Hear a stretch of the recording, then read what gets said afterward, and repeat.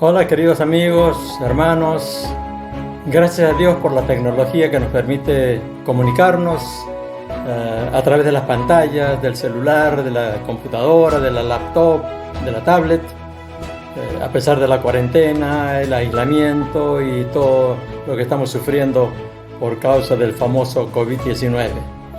Y anhelamos, esperamos que pronto podamos una vez más congregarnos en el templo, como familia, como iglesia, para alabar juntos al Señor, adorarle, como es el anhelo de todo cristiano, todo hijo de Dios, ¿verdad?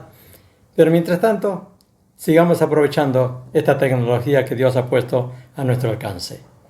Hoy día quiero compartir con ustedes un tema que es vital en el tiempo que estamos viviendo.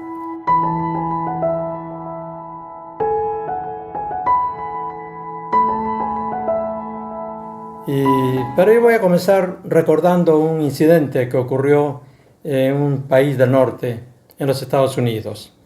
El año 1963, la Corte Suprema de ese país prohibió que en las escuelas se leyera la Biblia, se hicieran oraciones o se enseñara cualquier cosa que estuviera basada en la palabra de Dios en la Biblia.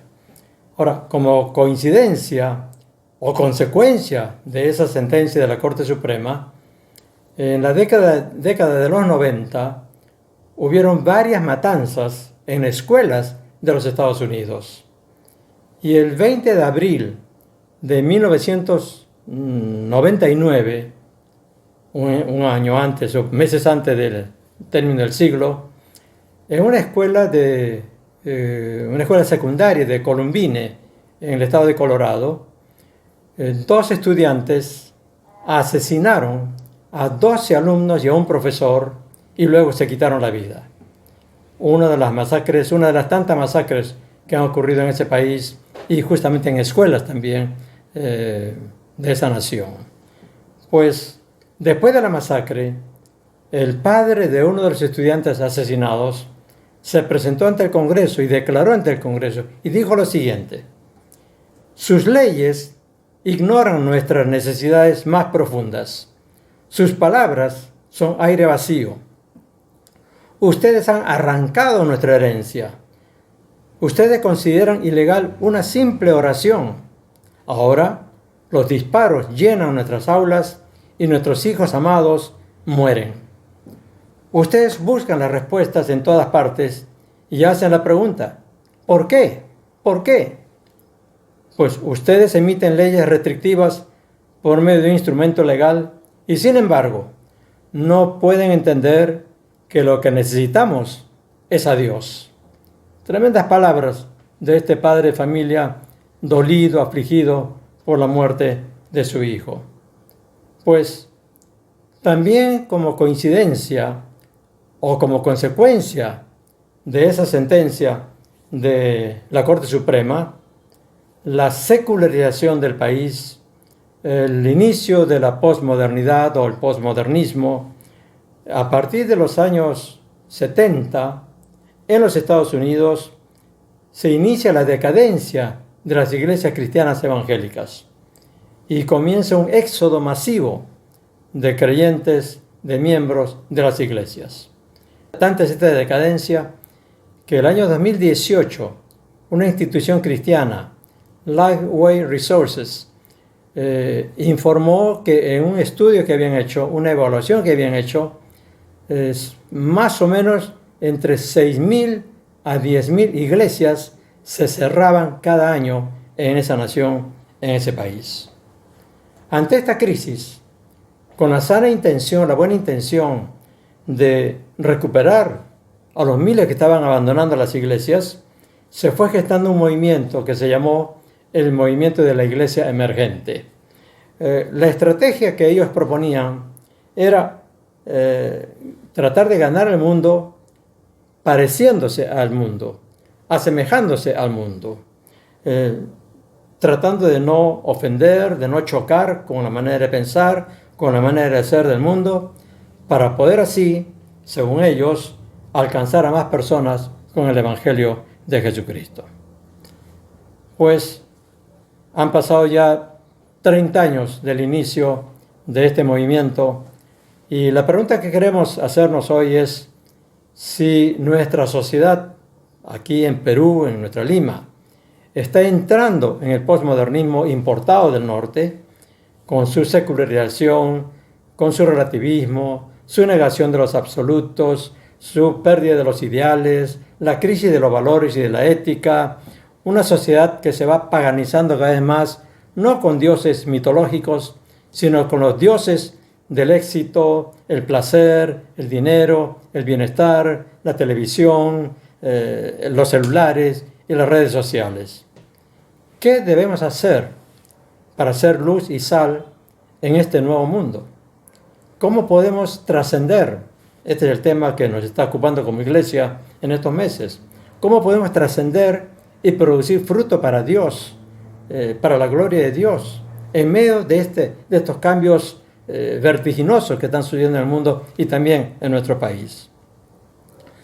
Pues el apóstol Pablo, en su carta a los Romanos, escribe a una iglesia que tenía que vivir en un mundo muy diferente al nuestro, es verdad, pero con los mismos desafíos. Una iglesia que era vista como una minoría irrelevante ante una sociedad paganizada, corrompida y orgullosa de su cultura y de su poder. El apóstol Pablo, después de desarrollar de una forma magistral la doctrina de la justificación por la fe, de haber dicho no me avergüenzo del Evangelio porque es poder de Dios para salvación a todo aquel que cree, en esta carta, al comenzar el capítulo 12, inicia la aplicación práctica de toda la doctrina que he enseñado en los primeros 11 capítulos, para que la vida de los cristianos en Roma fuese una vida trascendente, útil en las manos de Dios. Y esto es lo que dice el apóstol Pablo en el capítulo 12 de su carta a los Romanos, versículos 1 y 2. Así que, hermanos, os ruego por las misericordias de Dios que presentéis vuestros cuerpos en sacrificio vivo, santo, agradable a Dios, que es vuestro culto racional.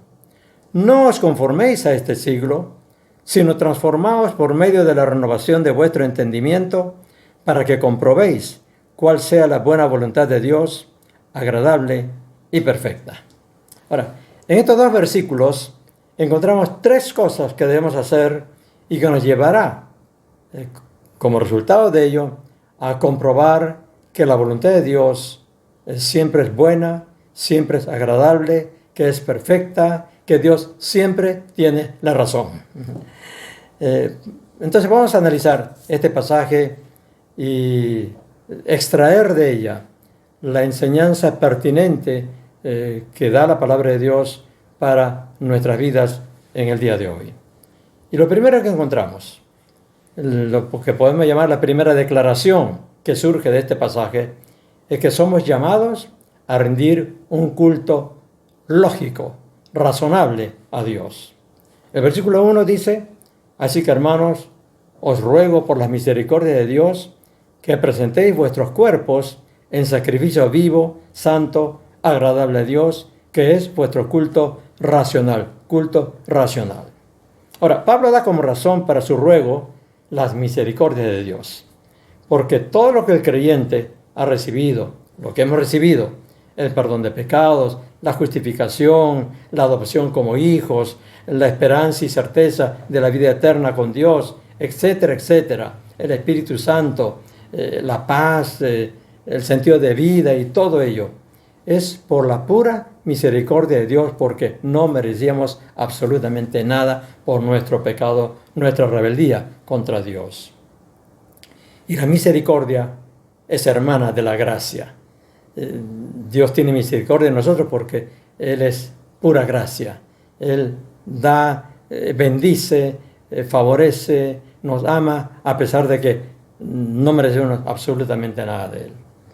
Y pide a los creyentes presentar sus cuerpos en sacrificio vivo a Dios. Es una manera poética o gráfica de referirse a la vida cotidiana, a lo que hacemos diariamente. Y si antes con nuestros cuerpos vivíamos para el pecado, entonces ahora que hemos sido objetos de la misericordia de Dios, lo que dice Pablo es que lo lógico es que usemos estos cuerpos ahora, ya no para el pecado, sino como instrumento de justicia, como un sacrificio de adoración a Dios, de servicio a Dios, agradable a Dios, que ese es nuestro culto racional, lógico, razonable. No hay otra forma lógica de vivir nuestra fe. En el mundo hay demasiadas personas que dicen creer en Dios, que tienen una religión, pero que viven haciendo lo que su Dios les dice que no hagan y no haciendo lo que Dios les dice que hagan. Es decir, vidas religiosas, pero que no están sustentadas por la vida cotidiana, la vida práctica de cada día. Para ser cristiano, nuestra fe nos tiene que llevar a una vida coherente con esa fe. No hay otra forma lógica de creer y servir a Dios. No hay otra forma lógica de rendir culto a Dios. No podemos decir que somos hombres o mujeres de fe si nuestras vidas no lo demuestran. El apóstol Pablo es tajante al respecto. En Santiago capítulo 2, versículos 19 al 24, la palabra dice lo siguiente: Tú crees que Dios es uno, bien haces. También los demonios creen y sin embargo tiemblan. Mas ¿quieres saber, hombre vano, que la fe sin obras es muerta? ¿No fue justificado por las obras Abraham, nuestro padre, cuando ofreció a su hijo Isaac sobre el altar? ¿No ves que la fe actuó juntamente con sus obras y que la fe se perfeccionó por las obras? Y se cumplió la escritura que dice: Abraham creyó a Dios y le fue contado por justicia, y fue llamado amigo de Dios. Vosotros veis, pues, que el hombre es justificado por las obras y no solamente por la fe. Aquí el apóstol Santiago está diciendo que la fe tiene que producir obra, es decir, tiene que demostrarse de una manera práctica. Tenemos que actuar de acuerdo con la fe. Ahora, el ejemplo de Abraham es tremendo en ese sentido. Él creyó de tal manera a Dios que cuando Dios le pide hacer algo que iba contra toda lógica, contra su propio sentimiento como padre, pero no dudó en obedecer a Dios y estuvo dispuesto a sacrificar a su hijo amado, esperado y anhelado por tantos años. Sin duda, para Abraham, el culto lógico era la obediencia total, era la entrega total, la consagración total a Dios. Y obedecerle hasta las últimas consecuencias.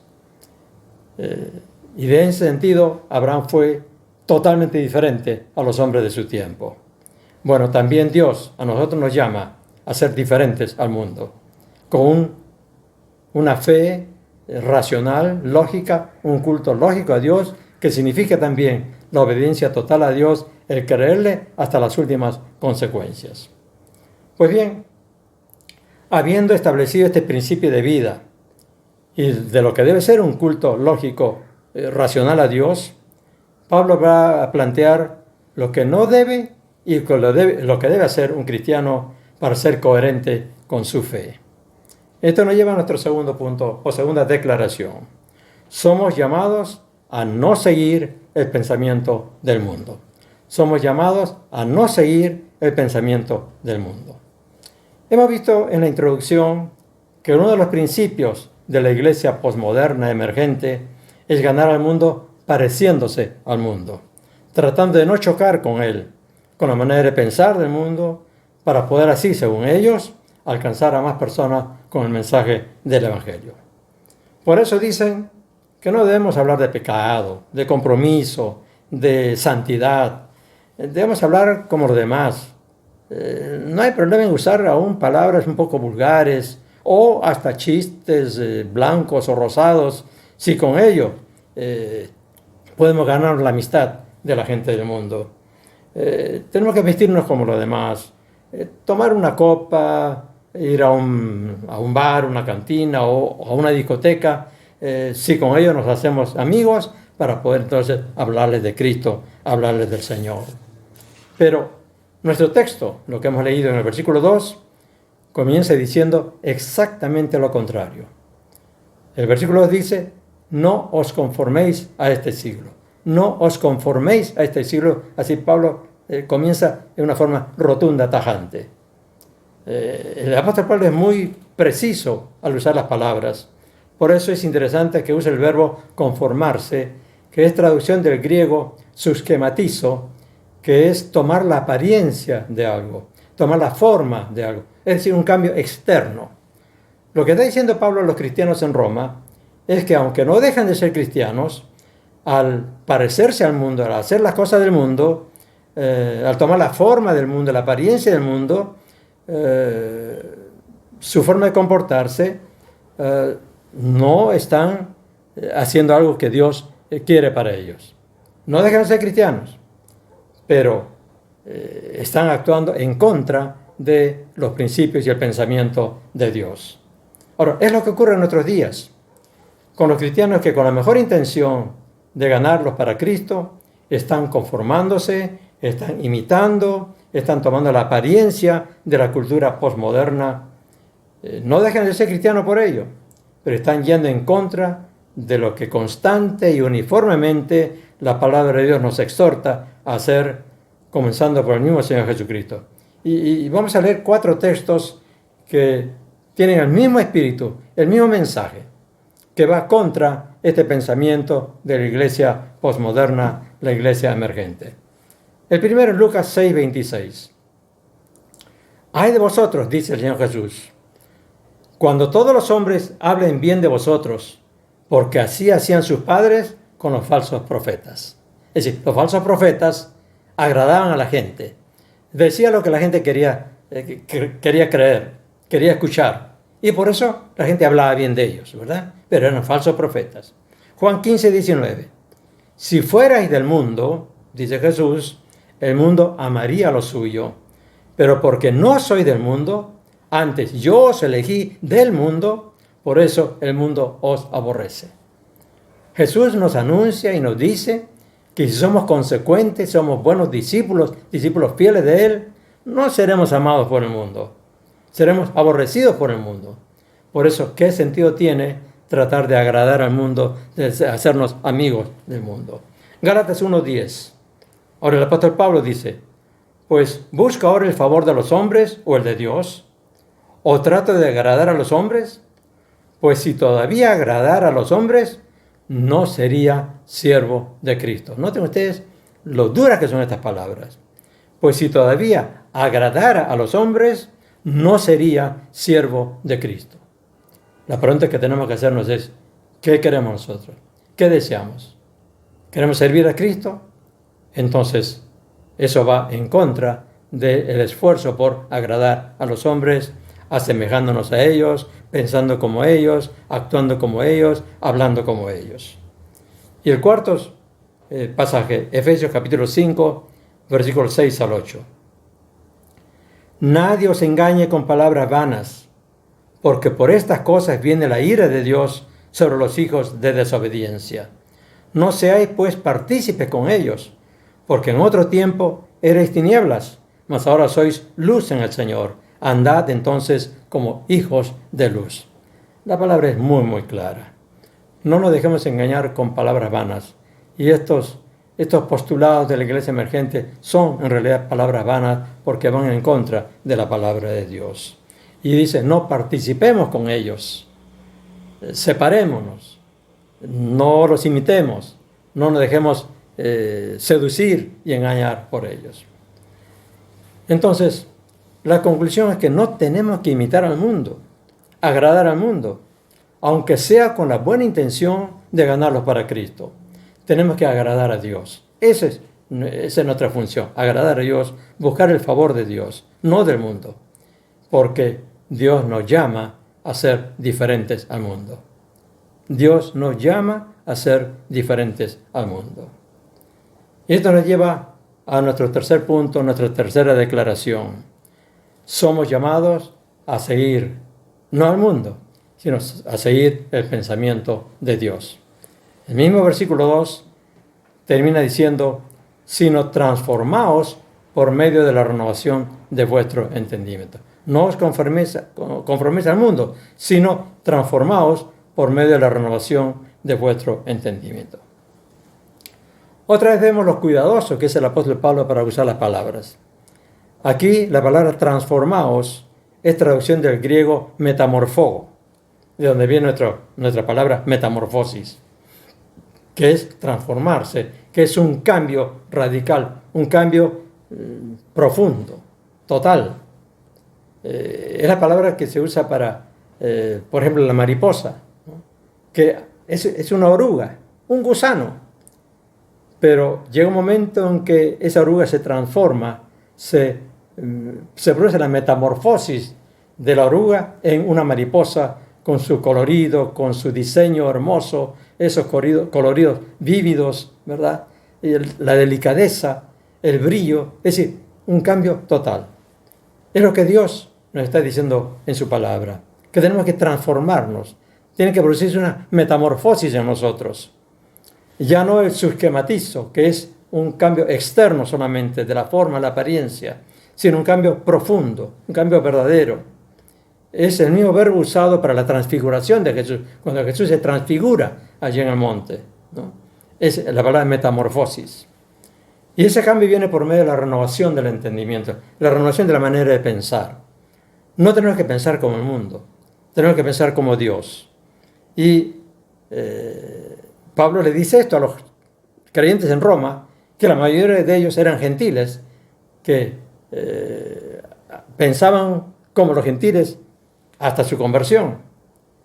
Y lo que produce una renovación del entendimiento y una transformación a la imagen de Cristo es el Espíritu Santo por medio de la palabra de Dios, de esta Biblia que tanto bien nos hace y que es nuestro pan de cada día. En Hebreos capítulo 4, versículo 12, se nos dice lo siguiente: porque la palabra de Dios es viva y eficaz, y más cortante que toda espada de dos filos, y penetra hasta partir el alma y el espíritu, las coyunturas y los tuétanos, y discierne los pensamientos y las intenciones del corazón. Es el poder de la palabra de Dios de penetrar a nuestra conciencia, nuestro subconsciente y nuestro inconsciente, hasta lo profundo del alma, y producir los cambios que Dios quiere producir en nosotros. Entonces, el mismo apóstol Pablo testifica a los creyentes en Roma lo que él hacía, habiendo sido transformado por la renovación de su entendimiento, por la palabra de Dios, por el Evangelio.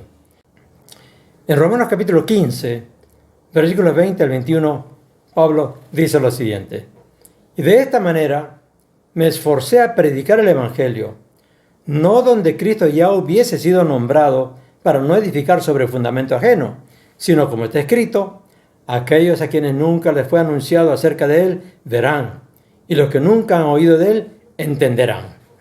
Noten ustedes, aquellos a quienes nunca les fue anunciado, es decir, Jesús, verán, dice, y los que nunca han oído de él, entenderán. O sea, lo que está diciendo es que basta con predicar el Evangelio a cualquier persona que, aunque nunca haya oído hablar del Señor, nunca haya oído hablar de Dios, que nunca ha creído en Dios, el poder del Evangelio es tal, el poder de la palabra es tal, y el poder del Espíritu Santo actuando por medio de la palabra es tal, que van a entender y van a creer y van a ver.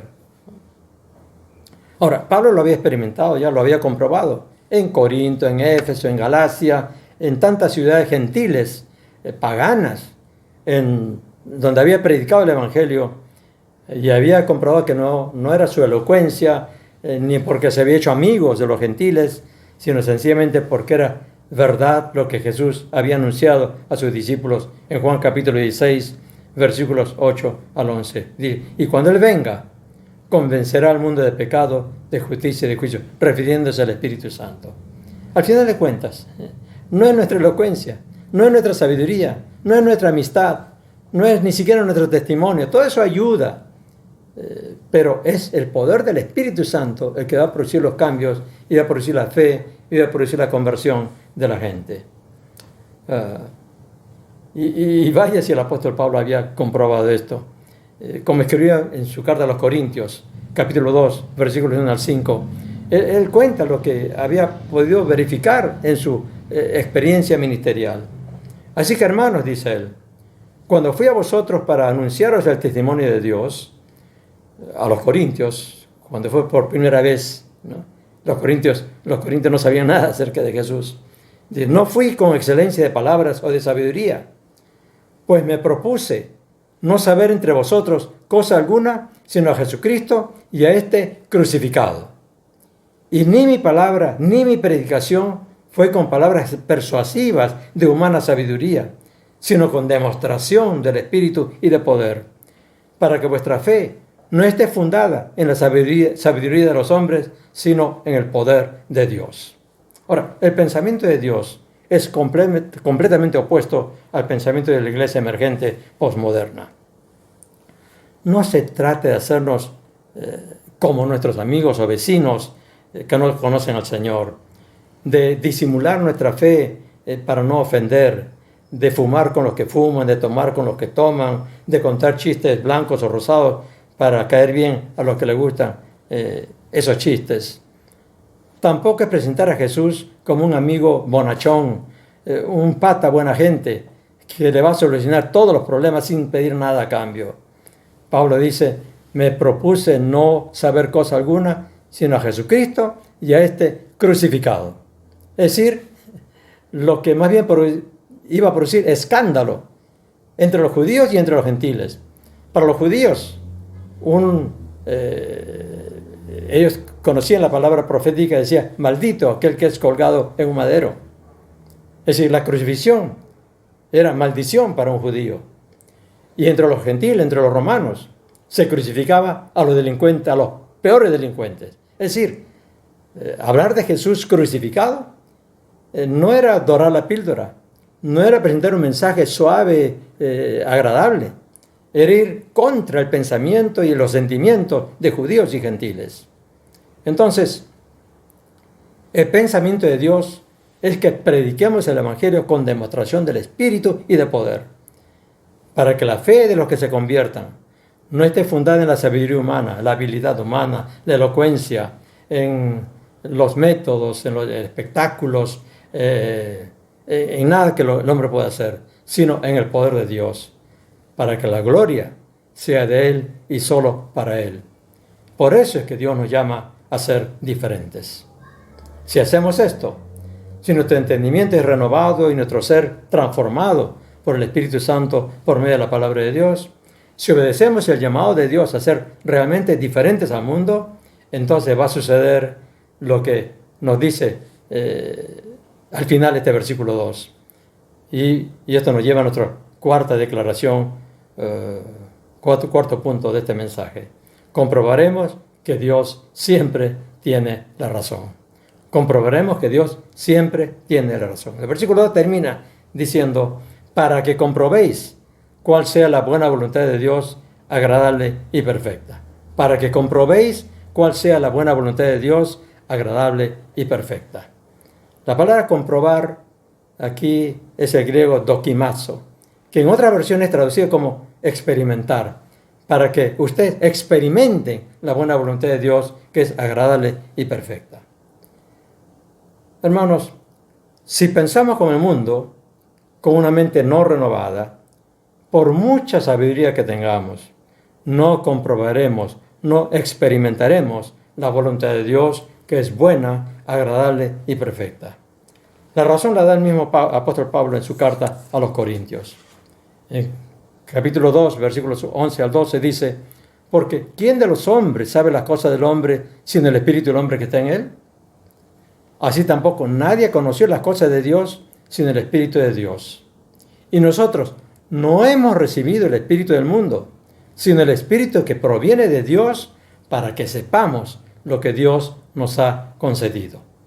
Hemos recibido el Espíritu Santo de Dios, dice Pablo, para que sepamos lo que nos ha concedido. ¿Qué nos ha concedido? Que no nos avergoncemos del Evangelio, porque es poder de Dios para salvación a todo aquel que cree. Y el poder del Espíritu Santo que hemos recibido para ser esas varas de Dios ¿verdad? Varas en la mano de Dios para ser portentos en sus manos, derrotar la incredulidad, el relativismo, el secularismo y las huestes de los dioses de la posmodernidad. Por eso no tenemos que pensar como el mundo para ganar al mundo. Con los métodos del mundo, el mundo nos va a ganar a nosotros. Para esto solo tenemos que mirar la historia de la Iglesia y ver cómo denominaciones que en un tiempo experimentaron un gran avivamiento y fueron instrumentos poderosos para la salvación de muchas almas, de miles de almas, pero cuando se conformaron al mundo, cuando comenzaron a imitar al mundo, se asemejaron al mundo, perdieron el poder espiritual y hoy son denominaciones históricas, pero sin vida, completamente muertas. Es que ya lo había dicho el apóstol Pablo también en 1 Corintios capítulo 1, versículos 21 al 24. Y con esto vamos a ir terminando este mensaje. Pues ya que en la sabiduría de Dios el mundo no conoció a Dios mediante la sabiduría, agradó a Dios salvar a los creyentes por la locura de la predicación. Porque los judíos piden señales y los griegos buscan sabiduría, pero nosotros predicamos a Cristo crucificado. Para los judíos ciertamente tropezadero, y para los gentiles locura, mas para los llamados, así judíos como griegos, Cristo, poder de Dios y sabiduría de Dios. Hermanos, no tengamos temor ni vergüenza de ser diferentes al mundo, porque es Dios quien nos llama a ser diferentes. Y confiemos en Cristo, poder de Dios y sabiduría de Dios, para que muchos más sean sacados de la cordura de este mundo que lleva a la perdición eterna y se contagien de la bendita locura del Evangelio que lleva a la vida eterna con Dios. Que nos llamen bichos raros, seamos locos para Dios, pero seamos instrumentos de bendición y que nuestro culto sea un culto agradable a Dios, aceptado por Dios y usado por Él para bendición de este mundo. Amén. Amén. Que Dios les bendiga.